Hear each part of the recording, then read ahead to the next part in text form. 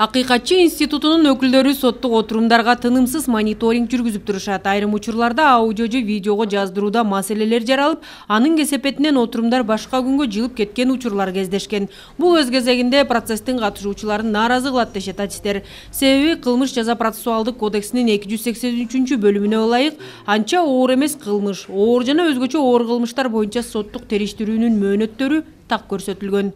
Ар бир сот отурумуна төрагалык кылуучу айтат сот отурумунун башталышында.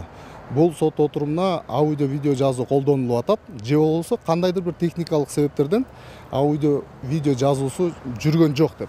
Ошол учурда тараптар арыз менен же болбосо өтүнүчтөр менен төрагалык кылуучуга, судьяга кайрылышат. Биз макул эмеспиз. Себеп дегенде сот отурумунда ар кандай этаптар бар да, мисалы башталышы, ортосу, же болбосо кандайдыр бир маанилүү күбөлөрдү ишке алып келип чакырып, ошолорду суракка алгандыгы. Ошол именно ошол баягы мезгили бул аудио видео жазууга түшүүнү каалашат алар. Здесь оснащены тоже аудио-видеофиксацией. Здесь находятся микрофоны, которые фиксируют аудиофиксацию.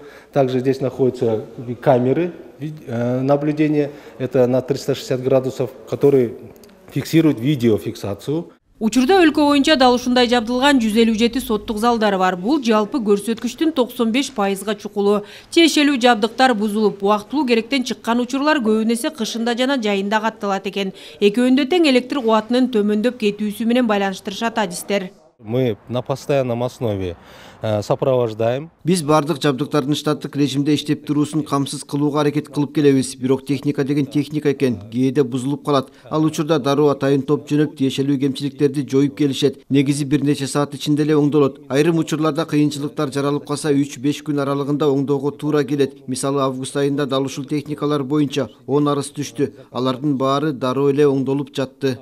Эске салсак, 2018-жылы өлкөдө соттук жараяндарды аудио жана видеого жаздыруу чечими кабыл алынган. Тиешелүү жабдыктарга 480 миллион сом жумшалган. Акмарал Сабатар, Эсен Турабыкеев, Ала Тоо 24.